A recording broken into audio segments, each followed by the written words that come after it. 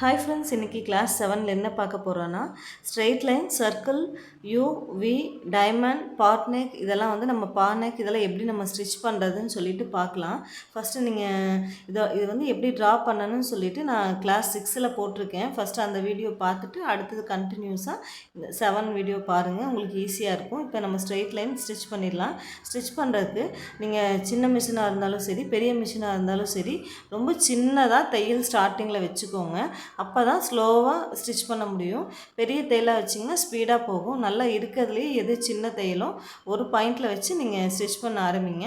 அப்புறம் நீங்கள் பவர் மிஷினில் தைக்கிற மாதிரி இருந்துச்சு அப்படின்னா மிஷினோட ஸ்பீடை வந்து 5 பாயிண்டில் வச்சு 40 பாயிண்ட் வரைக்கும் அதோடய ஸ்பீடு இருக்கும். நீங்கள் 5 பாயிண்டில் வச்சுட்டு ஸ்டிச் பண்ண ஆரம்பிங்க. இப்போது நம்ம செகண்ட் லைன் ஸ்டிச் பண்ணிகிட்ருக்கோம் பாருங்கள். நல்லா ஸ்லோவாக வச்சு மிஷினில் ஃபஸ்ட்டு ப்ராக்டிஸ் பண்ணிக்கோங்க. அப்போ தான் வந்து உங்களுக்கு ஸ்ட்ரெயிட் லைன் வந்து நீட்டாக ஃபினிஷிங்கோடு வரும். ஏன்னா நம்ம ஸ்பீடாக வச்சுட்டோம் எடுத்த உடனே அப்படின்னா நம்மளால் கண்ட்ரோல் பண்ண முடியாது மிஷினை. ஸோ நல்லா சின்ன தையலாக வச்சு நீங்கள் ஸ்டிச் பண்ணுங்கள். ஒரு கிளாத் எடுத்துகிட்டு இந்த மாதிரி ஸ்ட்ரெயிட் லைன் போட்டுட்டு அது மேலேயே வந்து நீங்கள் ஸ்டிச் பண்ணிகிட்டே இருங்க. அப்போ வந்து உங்களுக்கு ஸ்டிச்சிங் வந்து ப்ராக்டிஸ் வந்துடும் நல்லா.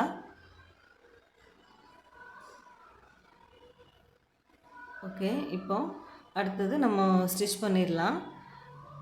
நீங்கள் ஸ்டிச்சிங் வந்து எப்போவுமே ப்ராக்டிஸ் பண்ணும்போது ஸ்லோவாக ஸ்டார்ட் பண்ணி அப்புறம் தான் நம்ம ஸ்பீட் பண்ணுற மாதிரி இருக்கும். ஏன்னா நம்ம ப்ராக்டிஸ் பண்ணும்போதே ஸ்பீடாக ப்ராக்டிஸ் பண்ணணும் அப்படின்னா உங்களுக்கு கண்ட்ரோல் கிடைக்காது மிஷினில். ஸோ நீங்கள் ஸ்லோவாக தைக்க ஆரம்பிங்க. இப்போ நம்ம ஸ்ட்ரெயிட் லைன் ஸ்டிச் பண்ணியாச்சு பாருங்கள், கோடு மேலேயே எப்படி அழகாக வந்திருக்குன்னு சொல்லிட்டு.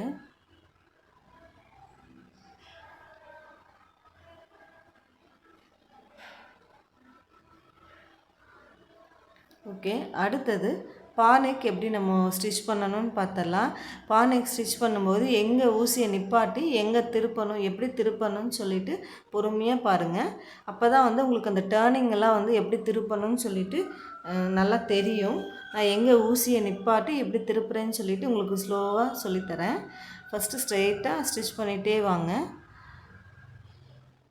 இப்போ பாருங்கள், ஸ்ட்ரெயிட்டாக அந்த எட்ஜு லாஸ்ட்டு டேர்னிங் திரும்புதலையே அந்த இடத்து வரைக்கும் ஸ்டிச் பண்ணிவிட்டு ஊசியை அங்கே நிப்பாட்டிக்கோங்க.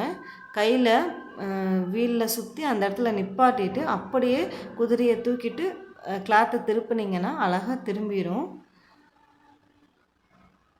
திருப்பிட்டு நீங்கள் மறுபடியும் அந்த ஸ்ட்ரெயிட்டாக ஸ்டிச் பண்ணுங்கள். ஊசியை நிப்பாட்டிட்டு தான் திருப்பணும். டைரெக்டாக திருப்பினீங்கன்னா ஷேப் மாறிடும். அவ்வளோதான். இப்போ கட் பண்ணிடலாம். இப்போ பாருங்கள், பானைக்கு அழகாக நம்ம ஸ்டிச் பண்ணியாச்சு. எப்படி நான் டேர்ன் பண்ணேன்னு சொல்லிவிட்டு இன்னொரு டைம் நீங்கள் ஸ்லோவாக பார்த்துட்டு அதே மாதிரி நீங்களும் ப்ராக்டிஸ் பண்ணுங்கள். ஓகே, அடுத்தது ரவுண்ட் நெக், யூ நெக் எப்படி நம்ம அழகாக டேர்னிங் பண்ணி ஸ்டிச் பண்ணுறேன்னு சொல்லிவிட்டு நீங்கள் பொறுமையாக பாருங்கள். எப்போவுமே ஸ்லோவாக வச்சுட்டே ஸ்டிச் பண்ண ஆரம்பிங்க. இப்போ ஸ்ட்ரெயிட்டாக ஸ்டிச் பண்ணிகிட்டே வாங்க. அந்த கர்வ் வர வரைக்கும் ஸ்ட்ரெயிட்டாக ஸ்டிச் பண்ணிக்கோங்க.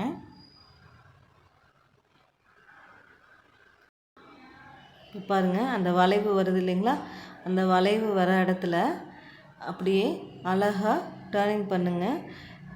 பொறுமையாக டேர்ன் பண்ணிவிட்டு வாங்க. கிளாத்தை வந்து நீங்கள் ஊசி குத்திட்டு திருப்பக்கூடாது. அப்படியே பொறுமையாக ஊசியை நிப்பாட்டி திருப்பிகிட்டே வாங்க.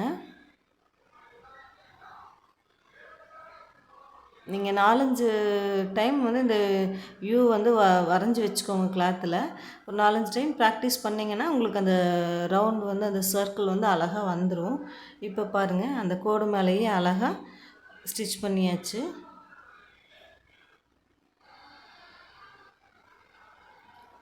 அடுத்தது வி எப்படி ஸ்டிச் பண்ணுறதுன்னு பார்க்கலாம். வி வந்து ஈஸி தான். நீங்கள் ஸ்ட்ரெயிட்டாக ஸ்டிச் பண்ணி பழகிட்டிங்கன்னா உங்களுக்கு அழகாக வந்துடும். அந்த கோடு மேலேயே வந்து நீங்கள் ஸ்டிச் பண்ணுங்கள்.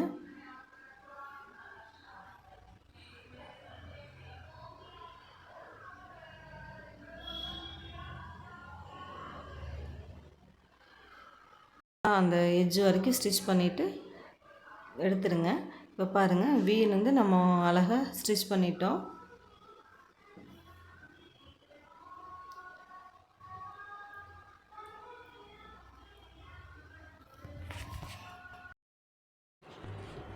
இப்போ அடுத்தது டைமண்ட் நெக் எப்படி நம்ம ஸ்டிச் பண்ணுறோன்னு பார்க்கலாம்.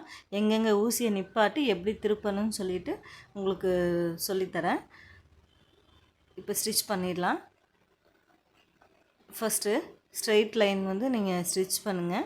அந்த வளைவு வர இடம் வரைக்கும் ஸ்ட்ரெயிட்டாக ஸ்டிச் பண்ணிகிட்டே வாங்க. பொறுமையாக ஸ்டிச் பண்ணுங்கள்.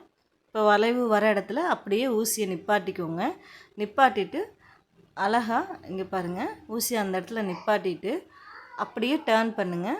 டேர்ன் பண்ணிவிட்டு க்ராஸாக நம்ம லைன் போட்டிருக்கோம் இல்லைங்களா, அது மேலேயே வந்து ஸ்டிச் பண்ணிகிட்டே வாங்க. ஊசியை நிப்பாட்டிட்டு அதுக்கப்புறம் திருப்புங்க கிளாத்தை. இப்போ நம்ம ஸ்டிச் பண்ணியாச்சு. அவ்வளோதான், ஈஸியாக நம்ம ஸ்டிச் பண்ணிட்டோம். எங்கே டேர்னிங் வருதோ அந்த இடத்துல வந்து ஊசியை நிப்பாட்டிட்டு அதுக்கப்புறம் நம்ம கிளாத்தை வந்து எடுக்கணும். இப்போ வந்து நம்ம சர்க்கிள் எப்படி ஸ்டிச் பண்ணுறதுன்னு சொல்லிட்டு பார்த்துடலாம். நல்லா இந்த மாதிரி 4 பக்கமும் ஸ்கொயராக வர மாதிரி ஒரு கிளாத் எடுத்துக்கோங்க. 5 இன்ச் எடுத்திங்கன்னா 4 பக்கமும் 5 இன்ச் வர மாதிரி எடுத்துகிட்டு அதை 4ஆக ஃபோல்டிங் பண்ணிவிட்டு இப்படி க்ராஸாக கட் பண்ணிங்கன்னா ஸ்கொயரில் வந்துடும். இப்போது நம்ம வந்து இப்போ சுற்றியும் எப்படி அந்த சர்க்கிள் வடிவத்தில் நம்ம ஸ்டிச் பண்ணுறதுன்னு பார்க்கலாம். அதுக்கு நல்லா அந்த எட்ஜிலேயே பொறுமையாக ஊசியை நிப்பாட்டி ஸ்டிச் பண்ணிகிட்டே வாங்க. சர்க்கிள் ஸ்டிச் பண்ணும்போது மட்டும் நம்ம பொறுமையாக ஸ்டிச் பண்ணணும்.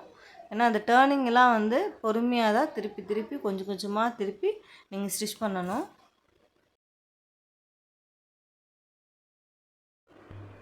சர்க்கிள் மட்டும் ஒரு 4-5 பீஸ் கட் பண்ணிக்கோங்க. கட் பண்ணி வச்சுட்டு பொறுமையாக ஸ்டிச் பண்ணி பாருங்கள், ப்ராக்டிஸ் பண்ணிக்கோங்க. ஏன்னா நம்ம கொஞ்சம் சர்க்கிள் ஸ்டிச் பண்ணுறது மட்டும்தான் கஷ்டமாக இருக்கும். நம்ம நிப்பாட்டி டேர்னிங் பண்ணுற மாதிரி இருக்கும்.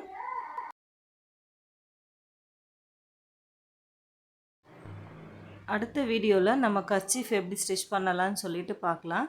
ஒன்றும் நீங்கள் பொறுமையாக கற்றுக்கிட்டீங்க அப்படின்னா ஸ்டிச்சிங் வந்து உங்களுக்கு ஈஸியாக நீங்கள் ப்ளவுஸு சுடிதார்லாம் தைக்கும்போது அழகாக அந்த நுணுக்கங்களெல்லாம் வந்து டேர்ன் பண்ணுறதுக்கு ஈஸியாக வந்துடும். ஸோ பொறுமையாக ஒன்று மிஸ் பண்ணாமல் நீங்கள் ப்ராக்டிஸ் பண்ணிக்கோங்க. இப்போது நம்ம சர்க்கிள் வந்து ஸ்டிச் பண்ணியாச்சு. பாருங்கள் எவ்வளோ நீட்டாக அந்த எட்ஜஸ் எல்லாம் வந்து ஸ்டிச்சிங் அழகாக வந்திருக்குன்னு சொல்லிட்டு. ஸோ நீங்களும் இதே மாதிரி பொறுமையாக ப்ராக்டிஸ் பண்ணி பாருங்கள். ஓகே ஃப்ரெண்ட்ஸ், உங்களுக்கு இந்த வீடியோ பிடிச்சிருந்தா மறக்காமல் லைக் பண்ணிவிட்டு சப்ஸ்கிரைப் பண்ணிக்கோங்க. உங்களுக்கு ஏதாவது டவுட் இருந்தால் கமெண்ட் பண்ணுங்கள். உங்களுடைய ஃப்ரெண்ட்ஸுக்கும் இந்த வீடியோவை ஷேர் பண்ணுங்கள். அவங்களுக்கும் ஒரு யூஸ்ஃபுல்லாக இருக்கும். Okay friends, thank you.